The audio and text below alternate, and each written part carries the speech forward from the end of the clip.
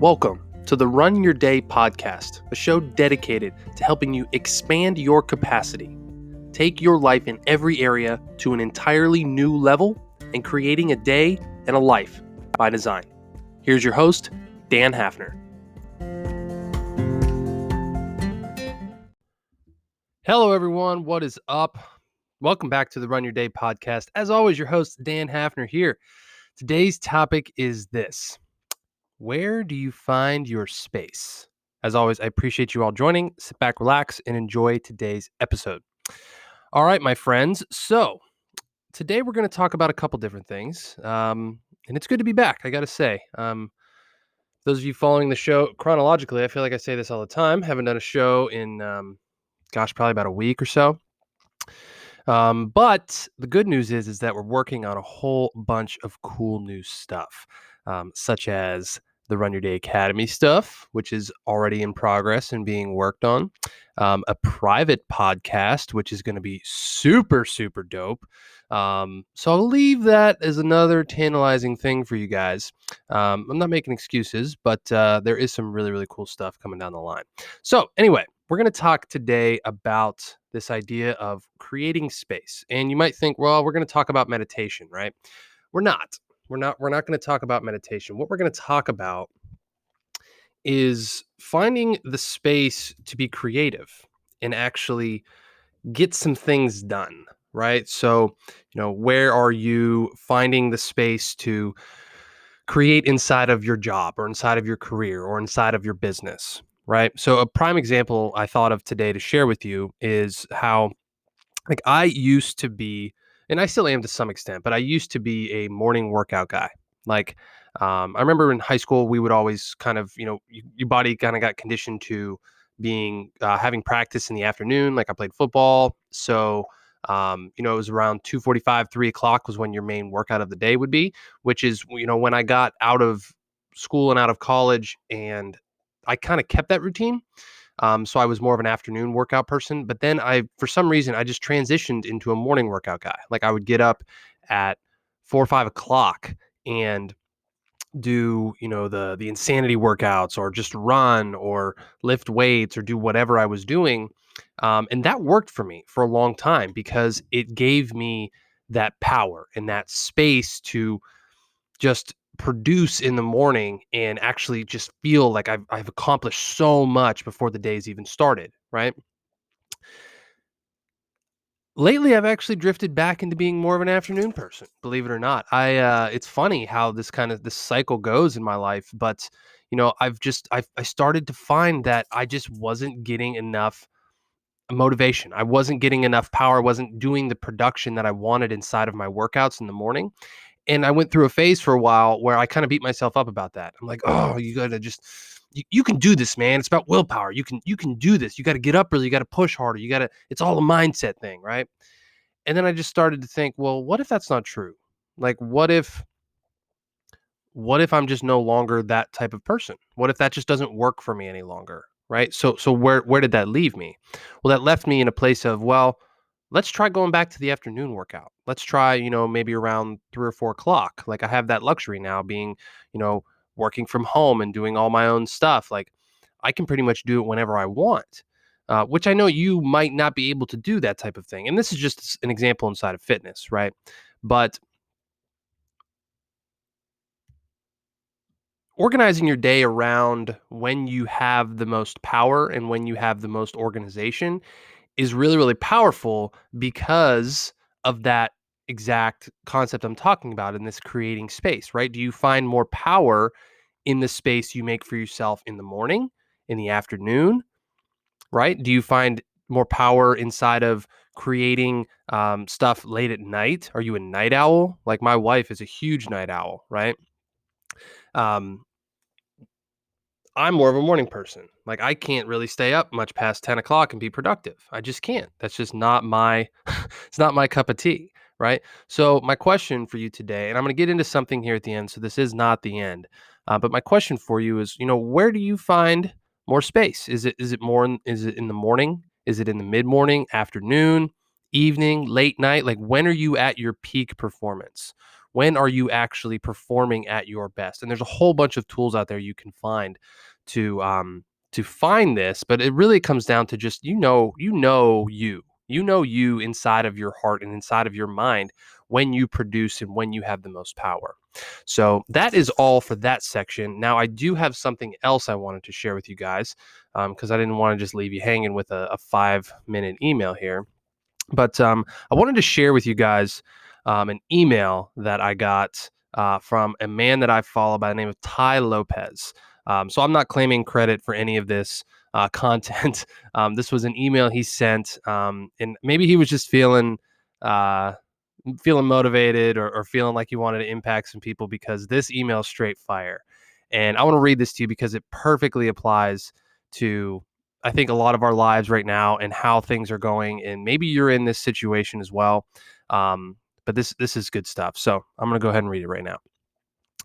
If you feel sad, lost, or depressed, if your health or finances are in the gutter, if you can't find people you want to spend time around, or if you can't stay focused, out of the ashes you will rise. During your life, you will be tested. If you look through history, great people from Martin Luther King to Nelson Mandela all rebuilt from scratch when they were down. That's the hope you must have. Nihilists, I think that's how you say that word, say there is no purpose to life. Well, I'm an entrepreneur, a businessman. If you start a business and decide there's no purpose to it, it will fail. Your thoughts predict your future. Martin Luther King had a dream. Now it's the reality.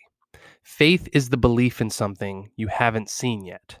Even if you've lost it all, you always have faith. Want to know what separate people who understand their purpose versus people who don't? I'm no expert, but I've interviewed some of the most successful individuals in the world. Here's a gem of one of my first mentors. Tai, the definition of an entrepreneur is someone who remakes the world in their own image. Most people give up. Society pushes them in a direction, but it's not what makes them happy. Some people reject society. They make the world in their own image. You must be a creator and create the life you want. And when you're at rock bottom, take it as a sign to rebuild. Consider being down as a favor. It's your chance to start from scratch without anything to lose. Just don't forget to look at your past so you can keep the best and forget the rest. Let the memory of when things were bad fuel your growth. Appreciate the come up. Think of the alternative, having it easy. Most people who have things handed to them are lazy. When I look back at my life, I'll never forget when I was dead broke, sleeping on a couch with $47 in my bank account. My life was in the ashes, but out of those ashes, I rebuilt. If you act with precision, you'll be surprised what you can do. People will underestimate you, and some will even try to hold you back. But as the saying goes, hustle till your haters ask if you're hiring. If you have both emotion and logic, you can lift any obstacle. Logic is the tool, emotion is the motivation. You got to get both going with precision. Steve Jobs said before he died, as you grow older, you will discover this world is built by people not really smarter than you. Some people stay in the ashes, but you are different because you've read this far or listened this far. Now you understand that it is a good thing that the ashes are there. Find your vision, find your purpose, and use your power to create it for yourself. Man, ain't that some shit? Oh, God, that's why I wanted to share that with you guys. Oh, man, I read that. I was like, dude, I got to come on the podcast and read this because the Tai is like he's like a marketer. I don't really know a whole lot about what he does. Some of you might be listening to this thinking like, how do you not know who he is? But I follow him a little bit. I've bought some of his stuff in the past. So he's a big online entrepreneur guy. Follow him a lot, and man, I think a lot of people have those stories. You know, even I have my version of that story. It's not anything like that, um, but man, like we all give ourselves such a hard time. We all are, you know, especially me. I can be very, very hard on myself. I beat myself up about a lot of things, even like, you know, not having a show for a week, right? But ultimately, you know, out of out of the ashes, whatever the quote unquote ashes are in your life. Maybe you lost a job during this pandemic, or maybe you've had to, take care of a loved one, or maybe even bury a loved one because of this.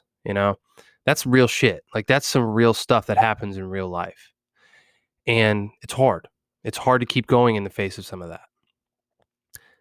But what the key thing inside of that email that I loved was that seeing that being down moment as a favor. Like, so many people it's so easy to just say, screw the world, screw everyone, like just act in spite and have a bitter attitude towards things. But when you can change that, when you can truly flip that mentality and that view to one of gratefulness and opportunity, man, look out, because your life can change. And that took me a long time to realize.